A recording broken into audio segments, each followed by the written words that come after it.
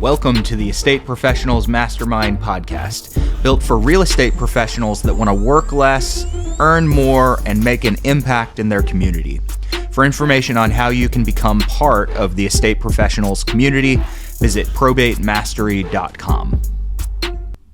Let's get going. I have some interesting news for people. This is always good to have some real life experience to be able to report on. As a lot of you guys know, our partnership program is kind of new. Up until late summer this year, I was spending so much time just working on the training and the content and the material and the classes and running Probate Mastery that I was not actively involved in my real estate market since 2020, consistently active in the real estate market. Now, inconsistently active in the real estate market, yes, of course. Inconsistently doing some probate prospecting and testing some marketing ideas, of course. So the majority of what I'd been teaching and things in Probate Mastery were things that I had done personally between 2015 actively in the probate space in 2020, and then also a lot of things that we'd done with coaching partners and things like that. At the end of this year, I began to actively and aggressively test concepts in our local market. Those concepts were proven already in coaching clients' markets, already proven in markets like yours. But I wanted to essentially be able to show people that we were working with in coaching, be able to show, hey, I'm going to put my money where my mouth is and actually go do the things I'm telling you to go do and see the results. So it's interesting because that's been nearly 6 months ago. Nearly 6 months ago that I started putting the wheels and the frame together for the business that we're running with partners right now. And this past week, I've had 4 incoming calls from 1 video and 3 marketing packages. So 4 incoming calls in my local market, from 1 from a video and 3 from marketing packages that all initiated off of cold calls that were made. At least the 3 marketing packages initiated off of cold calls that were made 2 and 3 months ago. So I wanted to kind of show up and give you guys a little bit of that insight so that you could hear what kind of results were coming off of actively pursuing your market, actively prospecting, actively marketing, and more importantly, marketing and prospecting in a way that you lead with help, support, and guidance, so that people actually want to call you when they need that help. Because the people that we work with in probate, they're not always ready to go on day one. I mean, how many of you guys, if you could show your hands or wave at me or chat or something, how many of you guys have personally gone through some kind of a probate process, either with a family member where you were heavily involved in it, or maybe even the executor for the estate? Do I have any of you guys that have done that? I saw a couple of people wave at me. Okay. Ask yourself this: when you started that process, how anxious were you to hurry up and sell a house? How anxious were you? And in some cases, my bet would be about 5%. You were anxious to sell a house. Estate was burdened with debt. House had a big fat mortgage on it that needed to be paid every month, and you had to sell. I would venture to bet, just because I've done this long enough, I would venture to bet that 95% of you probably weren't in a huge hurry to deal with the house right away. There was other things to deal with. You had to figure out which attorneys you were working with, how to fill paperwork out, probably had to go through personal belongings. You might have been waited on family members to come in, okay, to sort through belongings, who gets what are we going to sell, what are we going to keep, and a lot of things. A lot of times the real estate is that one piece that gets put off for a while. And I really like when I take calls like I took today from someone who has been in probate for 4 years. 4 years. Technically, it's 4 years since the loss. They haven't been in probate for 4 years, but 4 years since the loss. And they're just now getting to the point where there's a real estate sale. Okay. Applied for probate about 6 months ago. We made a connection 3 months ago. Their loved one died 4 years ago. So this is the kind of thing that can take some time, and I want to encourage you guys that it does pay off. If you call someone on day one and they go, you know what, I got everything handled. Go ahead and send me something about your business, but I don't need anything right now. That is not a bad response. That's not a bad response. How many of you guys are a little worried about hearing those things? I got everything handled. My attorney's doing it all. Goodbye. Up until this point, if you were to make a call, how many of you that would be like almost the worst thing that someone could say to you?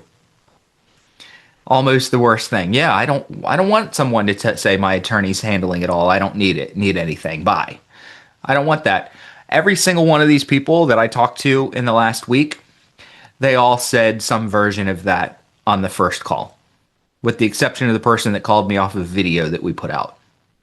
So that's 3 people that blew us off the first interaction that now need services. All right. So just wanted to encourage you guys that if you can create conversations and you can find an excuse to re-engage with them later, and you can give them really good value while they're dealing with all the other stuff and not thinking about you, you're going to be in line to get the calls the same way that I have in the last week. Okay. Ursula, people don't know that they need until they learn what they don't know. Yeah, exactly. They need to learn what they don't know. They need to realize that they might have a pain point. One of the examples that I like to use on pain points is this is not even a real estate example. Several years ago, and I'm going to guess 7 years ago, I was pretty frequently throwing my back out. Just very frequently. I thought that it was just a weakness in my back. I thought maybe I just need to strengthen it up. But it was happening on a semi-regular basis. And one day I threw my lower back out and I went to the chiropractor that day, and the chiropractor really made me mad. Okay. Because they said, you need to come back in a week or 2 when you feel better. Well, I feel bad now. I want work done on me now. And they said, we need to figure out what the problem is. And right now, all we can necessarily deal with is the symptom. We don't really know what the problem is. So 2 weeks later, I was kind of healed up. I went back in and they x-rayed me. And in my x-rays, I wish I could, I'm sure I still have these, but in my x-rays, my back, as I was standing straight looking at the x-ray machine, my spine was bent like this. And when I went back and I look at pictures, I was constantly walking around at an angle, even when I wasn't in pain, even when I didn't consciously hurt. So the question that I have for you guys is, when I wasn't feeling pain, but I was walking around with a twist in my back, in my spine, was there pain? Was there a problem? Was there something that I needed to fix and address, even though I wasn't feeling pain? And the answer is, of course, yes. I mean, I think we all know that. I didn't feel pain, but there was pain in my body, and I just wasn't feeling it. Why? I was dealing with other stuff whenever I didn't actively have a back that was messed up, that was hurting. I was dealing with other things, but that problem still needed to be fixed. So when we talk to people and they don't know that they need our help, it doesn't mean that they don't need our help. When they don't know that they need to sell a house, when they don't know that they need us to coordinate an estate sale, when they don't know that they need a little bit of guidance on the probate or estate administration process, it doesn't mean that they don't. It just means that they're not thinking about that pain. It's not acute. It's not something that they're feeling right now. Maybe that $900 a month on their on the mortgage payment that only has $30,000 left on it.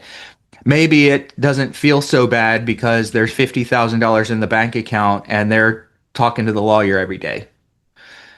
But that $900 is gradually going to build up to the point where one day they go, man, I've been paying this for 8 months. I should have gotten rid of this house 8 months ago. They're thinking about it then. So I want you all to just recognize that if you get held off, it's not because someone doesn't need you. It's because they're not thinking about the problem that they have. They've got other problems that they're dealing with. Okay.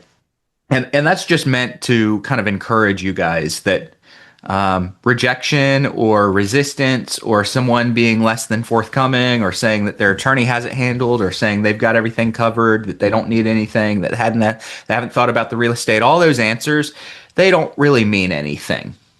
They mean that it's an opportunity for you to build rapport, but it doesn't mean that you're being permanently rejected and that person's never going to need you again. It doesn't mean that. If you can kind of push through that and build rapport and keep in touch and give real value that meets them where they are, it's going to come back to you. I can promise that.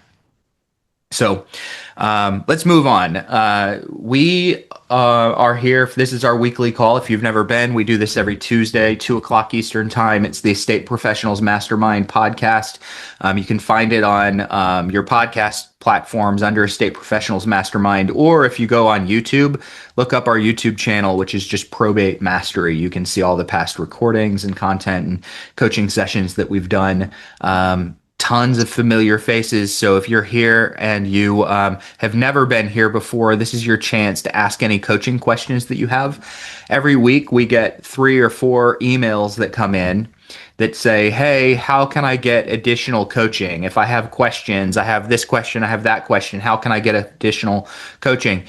This is the best place to come and ask those questions. So if you guys are sitting on any questions, advanced or basic, and you're looking for answers there, you want a little bit of coaching, raise your hand and or chat the question into chat. My preference is raise your hand. I always want to take some content and be able to put it on YouTube or something, but at least chat your questions in or raise your hand and ask now. I'm going to go ahead and address that question that comes in. We got it 3 or 4 times this week. People are frequently looking for new coaching. Hey, Bruce, I signed up for Probate Mastery. I took the course. What do I do when I have questions? Okay, so of course, come here. Every now and then, someone has a question. They email in, and my support team might be able to answer it. Sometimes they'll put you on a coaching session with me. Some people are looking for additional and advanced coaching. We do have several coaches that are a part of the organization, and including me.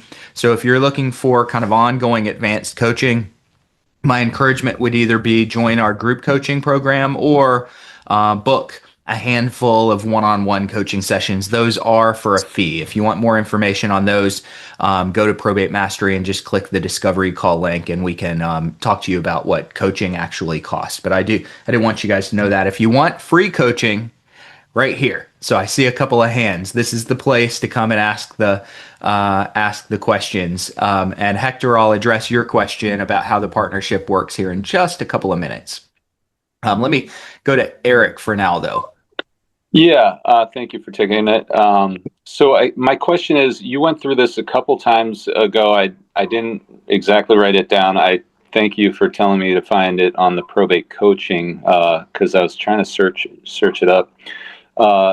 You had a very nice line of questioning when talking to attorneys, and I was hoping you could go through that again. Absolutely. So are we talking about we're talking to an attorney in their office, or are we talking to an attorney on a cold call? They don't know us. Yeah, cold call. They don't know us. Cold call. They don't know us. So first off, tell a story. So tell a story. So often we call attorneys and we say, hey, I'm a probate specialist and I am looking to support your business and give you all these services, and you're going to send your clients to me. And that I know that that's not the exact language we use, but that's what the law office hears. Okay. And we wonder why we can never get past the gatekeeper, and we wonder why we get surface level, yeah, yeah, that's great. I'll let you know. And then we never hear from the attorney again. So we need to lead by demonstrating how we can support and give their business growth and value. And value could be, hey, we handle all these things that you're not handling and your clients are just getting stuck in the mud with. That is some value that we provide, but I'm going to argue that attorneys don't really want to hear it when they don't know you. So what are attorneys looking for? If they're a probate or estate planning attorney, what's the one thing that they want? Deals, clients. Okay? So I'm not going to lie with my story, and I'm not going to call and say, I have a client for you right now if I don't. And I'm not going to call and say I have clients all the time if I don't. If I do, I'll say it. But if I don't, I'm going to tell a story that sounds kind of like this. Hey, I'm giving you a call because I'm a local real estate agent. And oddly or ironically, in the past couple of years, so this is an example if you guys don't have a lot of business. Ironically, in the last couple of years, I've run into a couple of my real estate clients and leads that were going through, I believe it's like a probate process. And I've just realized recently that I've been kind of remiss, and I could probably use a good probate or an estate planning attorney that I could refer to if I run into people like that in the future.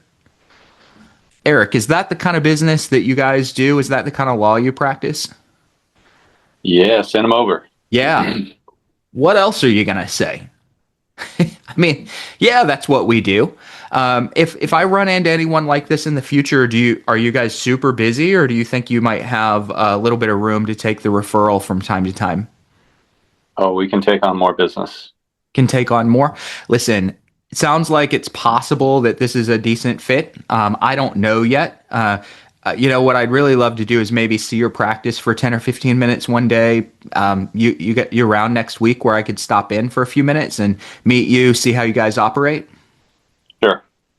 Okay. How often do we cold call law offices and never get past the attorney, never get past the gatekeeper? The attorney resists us. No, send me some stuff. Send me an email. I don't know. It's just a lot of resistance. If you lead starting by telling a story about what caused you to want to call them, and your story shouldn't be what caused me to want to call you is because I want to get your business. That should not be the story. What caused me to want to call you is periodically I run into people that need guidance through a probate process. And I just kind of realized I could probably use a good attorney that I might be able to refer to. What did I not say? I did not say I don't have any other attorneys. That would be a lie. Okay. But I realized that I could probably use a pretty good attorney that handles estates and probate that I might be able to connect people like that to. Is that true? Yeah. You bet. So it's up to you guys whether you want to tell a story that's true or not. I want to tell a story that's true, so I craft my language to tell a story that's true. All right, and then when they say yes, I never go, "Hey, this is perfect. It's going to be a perfect fit." For me, I go, "Hey, this sounds like it might be a fit." Obviously, I don't know you guys very well yet, so now I'm kind of doing a takeaway. I don't know you guys very well yet. I'm wondering if there's a time in the next week or two that I might be able to come by and see your practice and see how you guys operate. Take 10, 15 minutes if you're around. What attorney would say no? I don't know many that would say no. All right. Now we're in the relationship creating business. Now at least we have that. Michael, you waved at me. Oh, yeah. So, like, what do you do when you go there? What are you actually doing? I mean, I'm finding out how they function. you're I'm just like, asking about probate. I'm asking questions that maybe, shocker, maybe I already know the answer to, but I'm yeah, letting them educate me. Okay, so what do we want to know about probate? If you knew nothing about probate and you just had a real estate client that needed some probate help, what would you want to know about probate? How much does it cost? yeah, of course. Okay, how long does it take?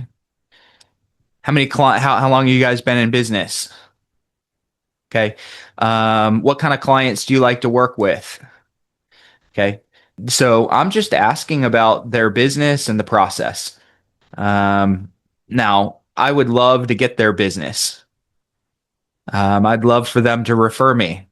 So, maybe toward the end of it, listen, I think both of us know I'm a liar if I pretended like I didn't also want to grow my business. And I'm not going to presume that you guys don't already have good relationships. But my question is, do you guys ever have any of your clients that have real estate needs from time to time? What attorney could possibly say no? And you have a couple of agents that you already introduce and refer them to. Now we're getting to it. Yeah, yes, no. Yes, we do. No, we don't. No, we don't. What could that mean? We don't, and we'd be glad to refer you, or we don't, and I never refer. I've heard both. Or, yeah, I have a couple of agents. All right. Hey, is there anything that maybe I could do to or demonstrate that might get me added to the bottom of your list? All right. I will go to the bottom of someone's list. Why am I happy to start at the bottom of someone's list? At least I'm on the list. Okay. And two, I've had people that I didn't know ask to go to the top of the list, and my answer is always no. Financial advisors and insurance agents. So they're the two worst with me personally. Hey, Bruce, we had a lunch. Why don't you send all your clients to me? Why? I know 100 of you guys. I don't know you. Okay. We don't have any rapport other than a 30-minute lunch or 45-minute lunch. And you're presuming to ask me to go to the top of the list and get all my clients? No. So I don't want to be that person with the attorney. What I'm happy with is to be on the list. And it's hard to say no if I ask to be on the bottom of your list. Now, I will end up at the top of the list after I treat you really well over the next 6 months. I'll take you to dinners and concerts and games, and I'll invite you to places, and I'll do seminars and webinars with you, and I'll market your videos, and we'll do a YouTube video, and I'll end up at the top of your list. But I don't need to start there today. But today I do want to be on the list. So that is a pretty good way of building relationships and pursuing attorneys. And just remember, you don't have to be at the top of the list. And you do want to provide all that other value that we talked about earlier, but that stuff doesn't mean a lot to them when they don't even know you yet. Who else had a hand up? Somebody had a hand up and it's gone. It wasn't Jonathan. Jonathan, I will call on you in just a second. Whoever else had a hand up a little bit ago. It was me, Frankie. Frankie, go for it. Did you I still did. have? Yeah. I did, yeah. So my question is a little bit different. I am doing a presentation at a senior community coming up next month. And the topic is how to avoid probate. So that's, one of the topics that I will be discussing. But my question is, I'm trying to put together a presentation where I drive a little bit of curiosity and also to see if there are any residents that actually needs to sell their home. So I live in Ohio, and on the probate website, they have tons of information of how to avoid probate. So that's a pretty common one here in Ohio, but I'm trying to go a little bit of a different direction to drive curiosity as far as me wanting to know if, trying to figure out if there are people there that needs to have to sell the home for the senior resident that's there. Yep. So the first thing that I would probably look at is what's involved in probate. So instead of just, hey, how do we avoid it? Let's talk about what's involved in probate. And if these assets, so what is probate? What's involved? What assets need to go through probate? How to avoid? All right. So one way of avoiding probate is to move those assets, including a house, into a trust. Another way of avoiding probate with real estate is to change title to heirs. Another way of avoiding probate with real estate is to maybe do like a ladybird deed. No earthly idea if that's a thing in Ohio. It's basically a kind of a gift deed where you put your heir on the deed itself. It's a thing in Florida and Texas and a few other states. So that's a way of avoiding probate. What's another way of avoiding probate with real estate? Not to have real estate. Okay? So as you're kind of talking through this with them, they need to know that these are kind of 3 or 4 different ways of having these assets, protecting these assets from having to do probate. And the biggest one is not to have the asset to begin with. And then, of course, and Michael's 5th, don't die. Right? Okay. So if you don't have the asset to begin with, how are you going to dispose of the asset? So if you want to avoid probate, I can help you with any of those. I'm a local realtor, so if you're going to sell, we could potentially talk about selling anything that you don't want your family or your family doesn't want to have to deal with later, is just selling it now. The other options are put them in trusts and things like that. So if you're gonna talk about selling, you also need to show the other side of the coin and give real value if they don't want to sell today. If they want maybe their family member to have that choice later when they're gone. And that's fine. Just teach them how to keep the house too. So I would teach you how to sell the house and how to keep the house. And then I would teach you how to sell the belongings and how to keep the belongings. And how to sell the cars and keep the cars. Okay, so show them just both sides of it and make sure they know either way they should come to you. And whichever attorney you're doing the co-sponsoring with. That makes sense. Thank you. Yeah. Jonathan. Hey, Bruce. So I think we talked a couple weeks ago. During that time, I just pretty much finished up this packet stuff, which took me longer than it should have. But I wanted to make sure it was clear immediately. It wasn't just talking about me and making sure immediately, because they're probably just going to skim it immediately. It's like, okay, something I want to hang on to later. So I really want it to be something that they hold on to. Right now, I think it's more of just a question about like just getting the marketing system set up. So how much do you typically, I was quoted by all the leads. I think it was like $10 a packet to send it out to those. And that's just automation. I think they can only batch it in like groups of 12 maybe or something like that. Yep. So does that price sound about right to you? And then a few follow-up questions on price. that. Yeah, it's a really good price when you're not doing, well, a lot of it depends on how big the package is. How big is the packet? So I've got vendor list, which is, I mean, maybe front and back. Well, maybe a little bit longer than that. I'd say no more than 5 or 6 pages. I could probably do front and backs too for this if I need to. So 5 or 6 pages, front and back, or 5 or 6 pages single side. I've got it here. So cover letter. How many sides are there? Let's talk about that first. Sure. So cover letter, I mean, again, want to fit everything. I don't want to overwhelm them on that. That's more just to drive curiosity and just tell them what's in the packet. Vendor list, right now it's at 3. I could probably shrink that down just because I have more categories for help versus a big long list of people. Yeah. Executor and family checklist is 2 pages. So that could be front and back. And then asset overview is just 1. So now we're looking at 1, 2, 3, 4, 5, 6, 7, which could go down to probably 5. Cool. Yep. So for 7 sides, the question is, how many leads are you creating? So I have a conversation with someone, I send them a package.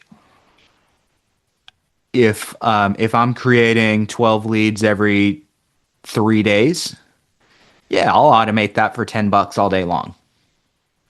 If I'm creating 12 leads for myself that need that package over the course of a month, no way. I mean, first off it's way too, I can't talk to someone today and not send them a package for 3 weeks. That's just not feasible. So I'm going to spend the extra money and just send it myself. if I'm not creating enough leads to get packages out within a 3 days max mailing days, so three business days max from the time I had that conversation. So much of it's going to depend on how long it takes you to build 12 leads. If I'm building 12 leads every day or 2 or 3 days, yeah, I would probably send those out. Just $10 sound a little high. Sounds a little bit high for 7 pages. Hmm. Because That's what I thought. postage on that's probably going to run 250, 225, something like that. On envelope, depending on how good the envelope is. Like this is a big, heavy, thick envelope.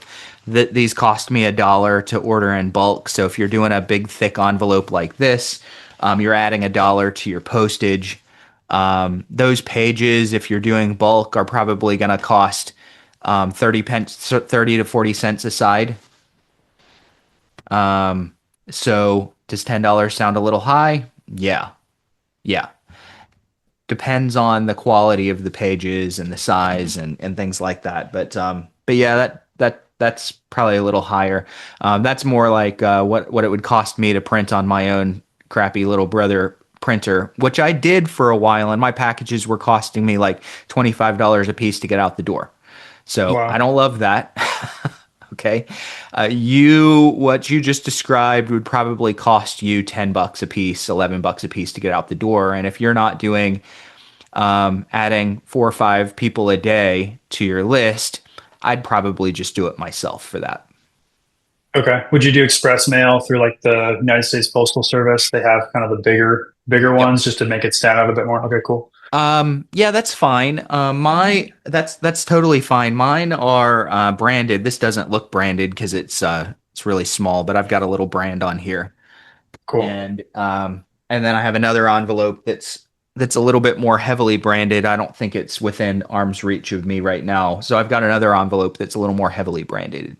That when I hold it up looks more obvious to you guys that it's branding. Okay. Um, Awesome. yeah.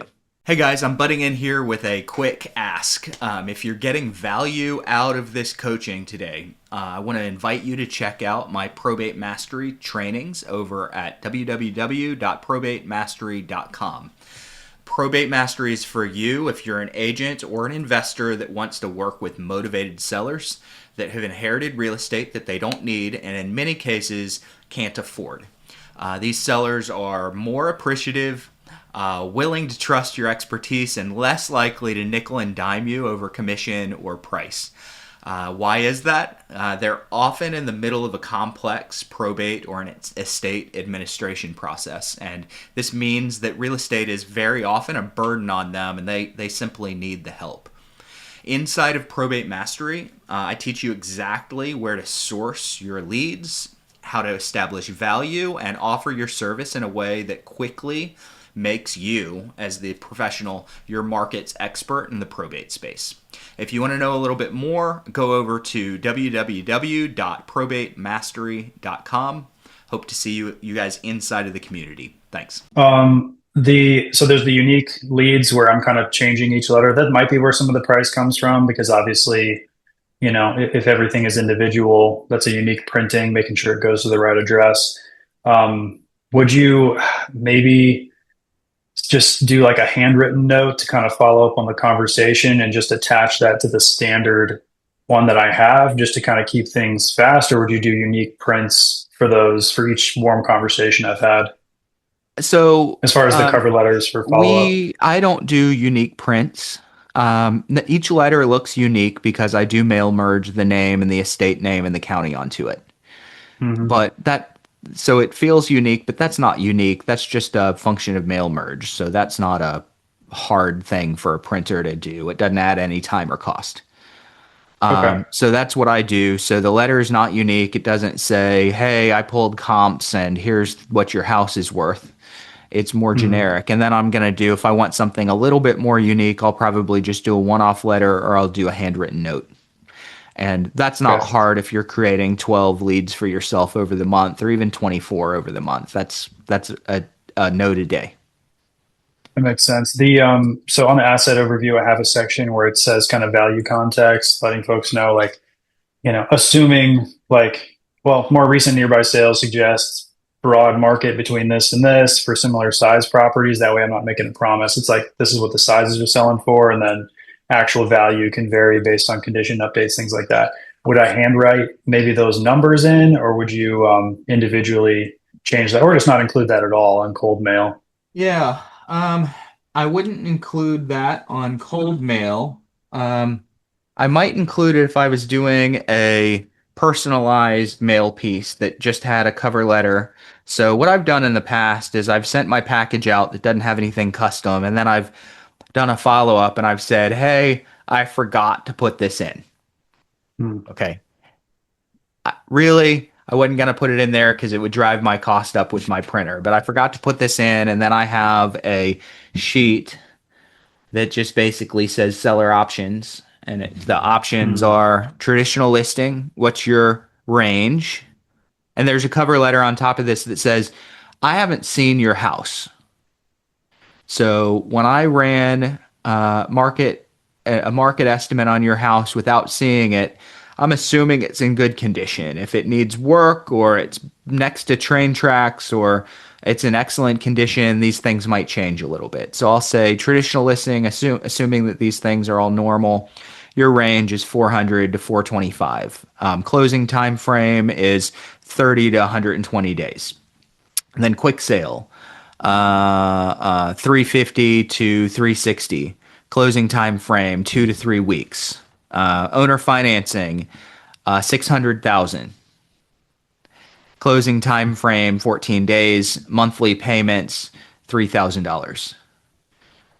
So when I do those three, I want to manipulate the numbers to where the payout, the net on owner financing is 10 to 15% higher than the net on a traditional listing. Why? I want the call. I want them to call me back and go, "Tell me about this owner financing thing." Will they take it? I don't know. Probably not. But I want them to call and go, "Tell me about this." So I will always manipulate the numbers until I can find a seller net of 10 to 15% higher than I think I could get for a traditional sale. And then they just need to know that it takes 3 years, 5 years, 10 years, 15 years, whatever that balloon is that gets to that net, that it's going to take that long before they get their full payout. But I want them to call on that net. So I would put that in probably a chaser letter as an insert that you chase your first package with. Okay, are you chasing just warm leads, maybe if they fall off or haven't been able to reach them, or that's just a natural part of It's every just a lead? natural Like, part of my sequence if they have indicated that there might be a real estate sale. okay, got it. So, and you've been super generous with your time for me. Just to overview, so all of these are going to go out, especially to the a few hundred that I've gone through my system, checked to make sure that they haven't actually sold the property. All these letters are going to go out, not with anything specific within real estate. Maybe I'll change it a little bit to say like call for, market update or something like that. The Mm-hmm. warm leads that I have talked to just have not been able to reach, with the holidays. Maybe I'll be more specific with. And then going forward, I'm only going to include those specific numbers on leads that I actually call, that I know that there's like an option here. Under no circumstances you'd get granular with every single lead and send those No way. numbers on a packet. Okay. No way. Yeah, not until I'm not even doing packages until we've talked. Oh, okay. I may do some cold mail.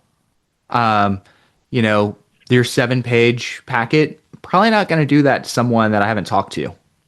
Hmm. So I'm going to do that with the people I've talked to, and then the people that I talked to that also confirmed a possible real estate need, I will do a letter and this with some estimates on there. But this is maybe half of the people that I talked to overall that have indicated that there's a possible real estate need.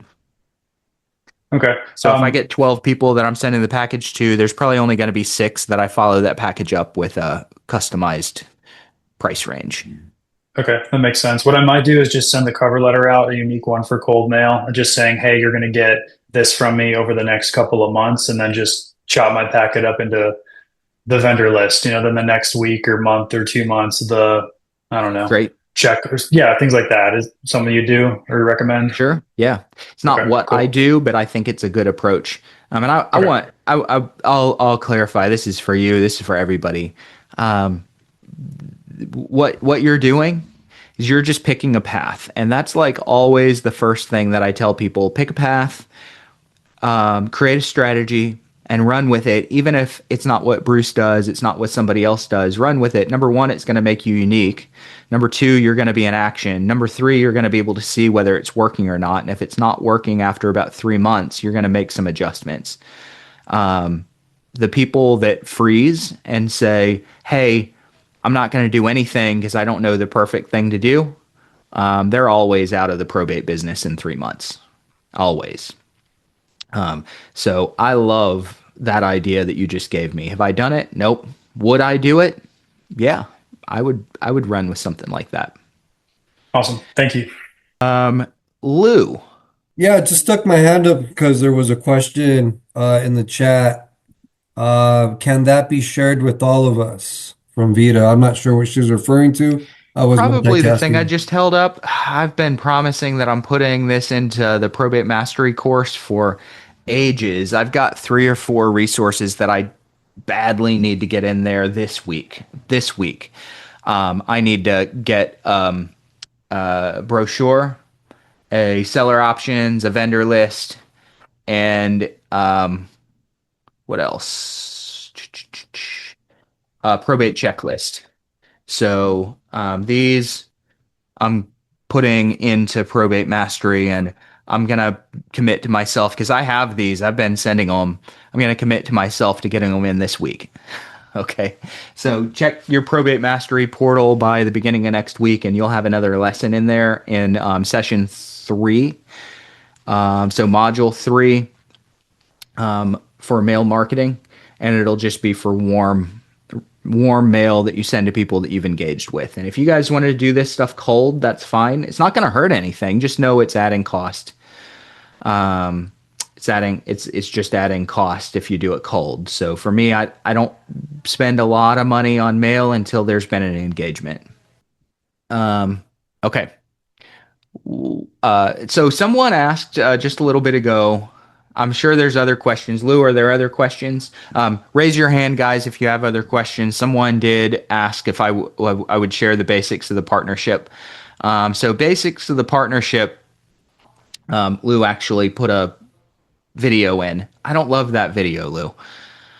Okay. I think it's fine, but we're making some adjustments, just little tweaks and adjustments here and there. So the basics of the partnership are I run my personal model with you and your market. So my personal model, and everyone needs to know that my personal model is designed to remove me from everything that I could every place I could possibly be a bottleneck. Now, if I don't want to be a bottleneck and I don't want to mess anything up at all, it means that I have somebody else do literally everything, including my mail, including everything. So it's all on automation, which sounds great to a lot of people until they look at the price tag of running a model like mine. Okay, and I don't want anyone here booking a call and then going, Bruce, this is ridiculously priced. Because if we run a model like mine in your market, we got to cover significant operational cost every month. Now, does it pay off? Yes. The average deal, if we're converting at 3%, the average deal closed should be about $1,050. But we got to get that $1,050 covered to generate a deal. And that's at a 3% conversion rate. So if you want 3 deals, you're probably going to end up spending pretty close to $3,500 a month. And that is going to be on about 100 leads. And then we're going to split revenue, not 50-50, but I take a split of revenue. So I'm getting my operating cost covered, our operating cost covered for 6 months, not all up front, but 6 monthly payments. At the end of 6 months, if it's working extremely well in your market and you say, Bruce, I don't think it's fair that I'm paying you so much on the back end, or I think that we need to do a little bit of a better split on the operating costs, that's fine, but we got to build your pipeline. So I want people knowing that if you're a partner with me and you can book a discovery call link.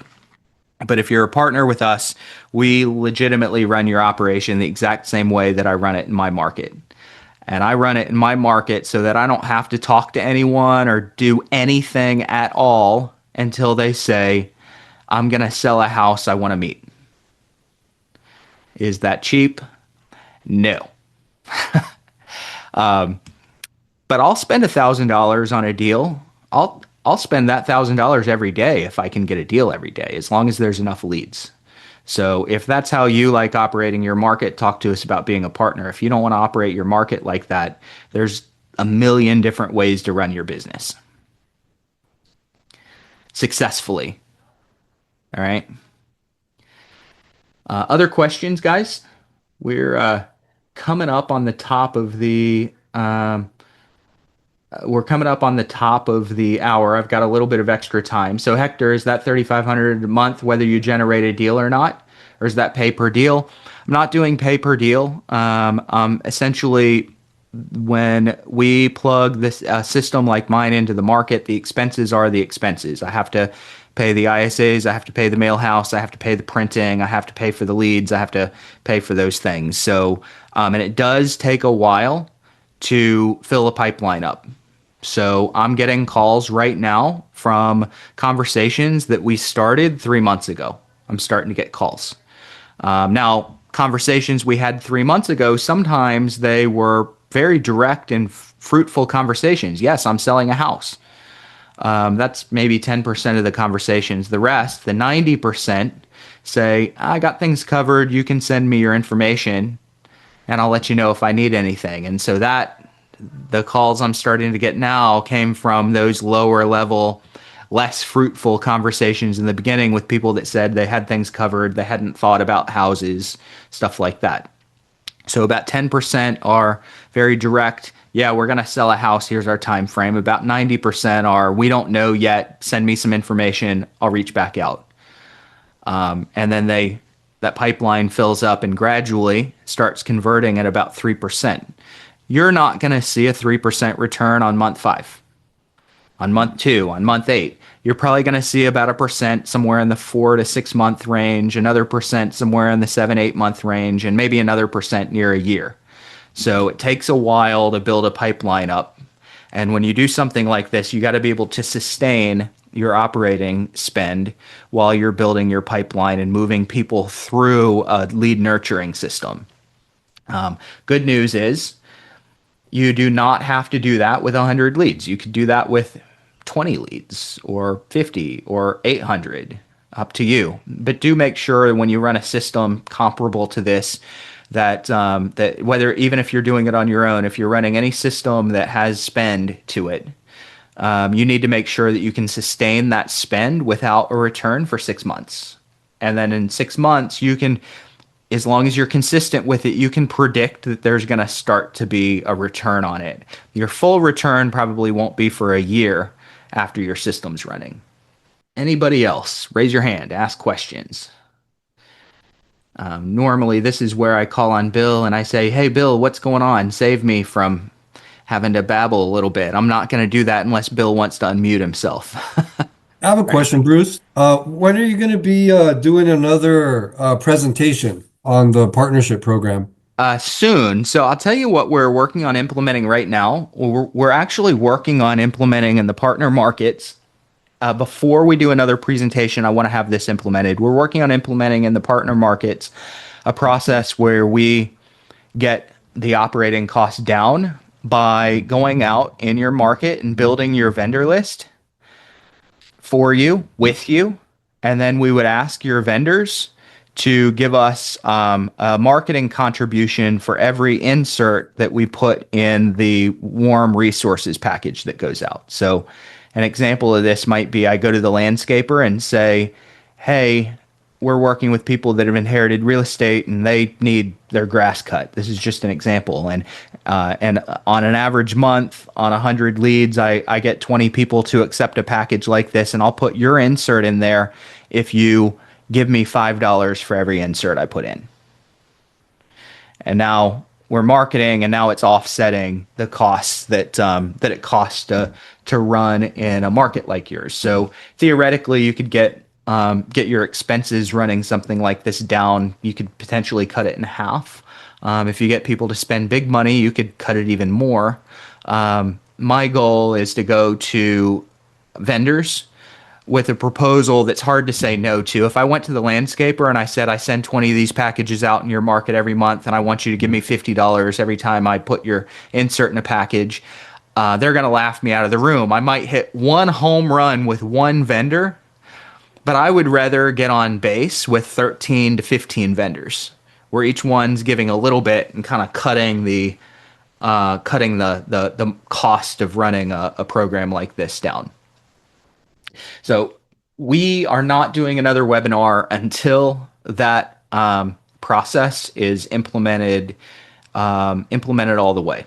And then at that point, I'll make some updates to costs and run another webinar, which is, by the way, a really good idea for you guys to do, those of you that are doing probate business on your own. If you're creating conversations, you could get vendors to offset some of your marketing. It's a really good idea. I'm not the first person that's ever done that. But you better give value. You better create conversations. You better create marketing packages. If you just go to a vendor and say, I get 100 raw probate leads that have just been probate files, and I want you to give me $5 every time I put your ad in my letter, but you've never had the first conversation with a lead, they're not going to do that.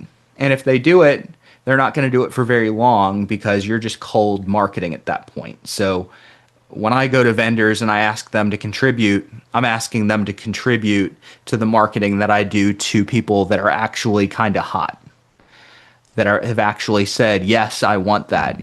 Yes, here's my situation.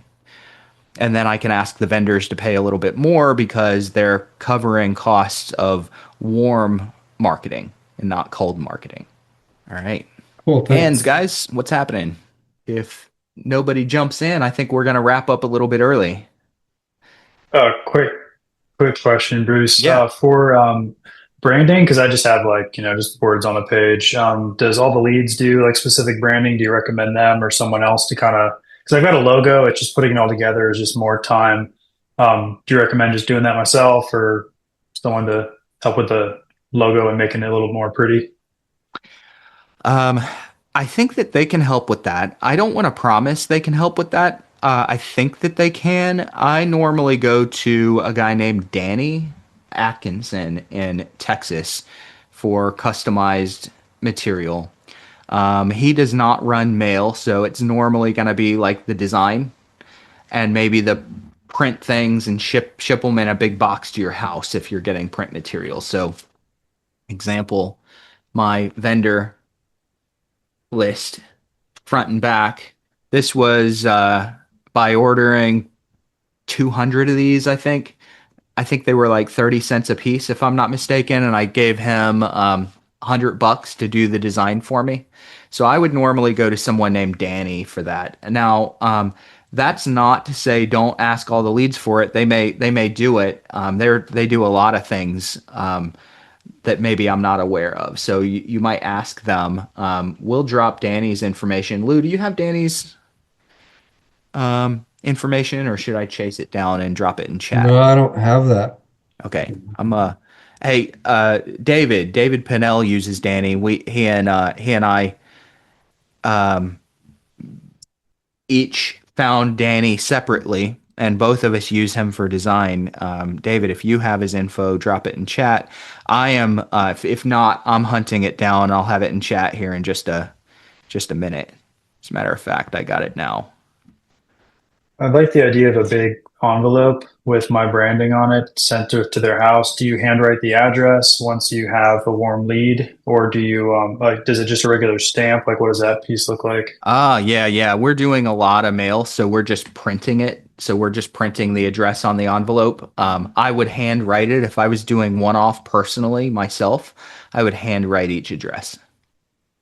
Excellent. So okay. At scale, it's a little bit harder to put not harder, it's impossible to put a handwritten address on there.